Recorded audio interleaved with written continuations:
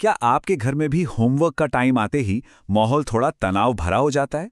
अगर हाँ, तो आज हम इसी के बारे में बात करने वाले हैं। हम ये समझेंगे कि पढ़ाई के उस मुश्किल समय को लड़ाई का मैदान बनाने के बजाय एक दिलचस्प और पॉजिटिव एक्सपीरियंस कैसे बनाया जा सकता है।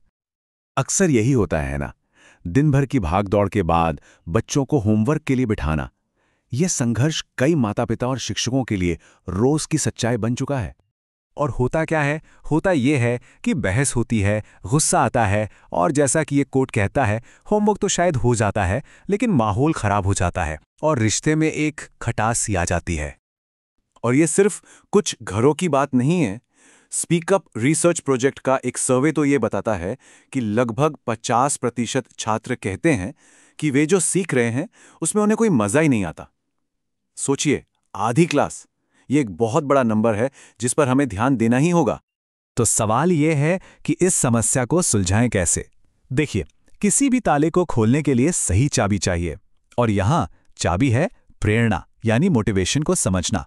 हमें ये जानना होगा कि आखिर बच्चों में सीखने को लेके ये दिलचस्पी कम क्यों हो जाती है। अब देखिए, मोटिवेशन जो है वो मोटी मोटी दो तरह की होती है।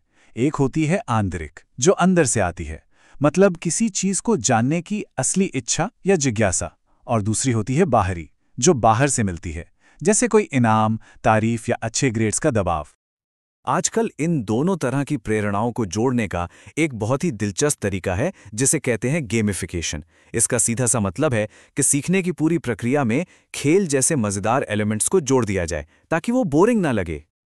नहीं, इसका मतलब ये बिल्कुल नहीं है कि बच्चों को वीडियो गेम खेलने के लिए छोड़ दिया जाए। इसका मतलब है पढ़ाई में पॉइंट स्कोर करना, बैज जीतना या नई चुनौतियों को अनलॉक करने जैसे गेम के तरीकों को शामिल करना। सोचिए, अगर गणित का कोई सवाल हल करना एक मिशन बन जाए तो कितना मजा आएगा। ये सब सुनने में तो बहुत अच्छा लगता है ना? पर सवाल ये है कि इसे असल जिंदगी में कैसे लागू किया जाए। तो चलिए अब कुछ ऐसे प्रैक्टिकल तरीकों और रणनीतियों पर नजर डालते हैं जिन्हें आज से ही इस्तेमाल में लाया जा सकता है। द मीडो सेंटर ने एक बड़ा ही कारगर 4 स्टेप का सिस्टम बताया है।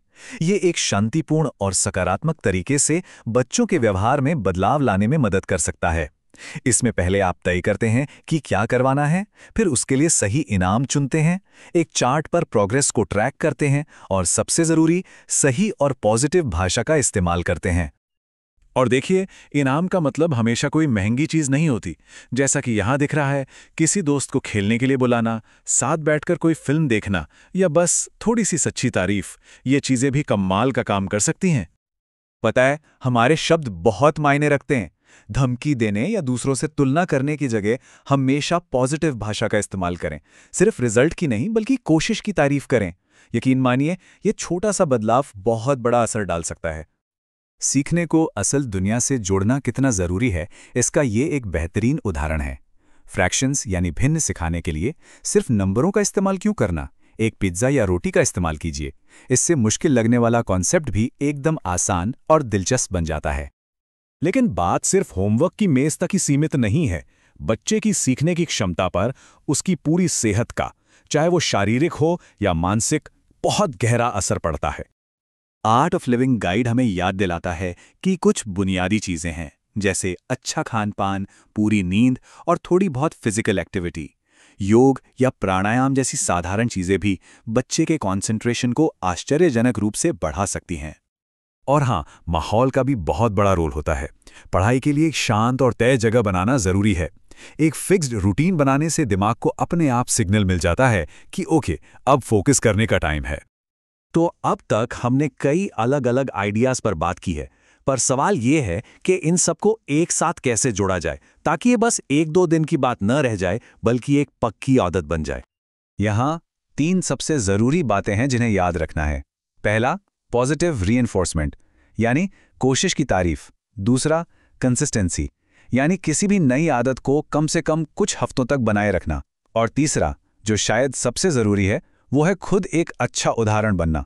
जब बच्चे बड़ों को पढ़ते और सीखते हुए देखते हैं तो वो भी प्रेरित होते हैं। तो जरा सोचिए, क्या हो अगर सीखना एक बोझ ना होकर एक मजेदार खेल बन जाए? सही नज़रिए और सही तरीकों से हम बच्चों के सीखने के अनुभव को हमेशा के लिए बदल सकते हैं और उनमें जिंदगी भर सीखने का एक प्यार जगा सकते हैं।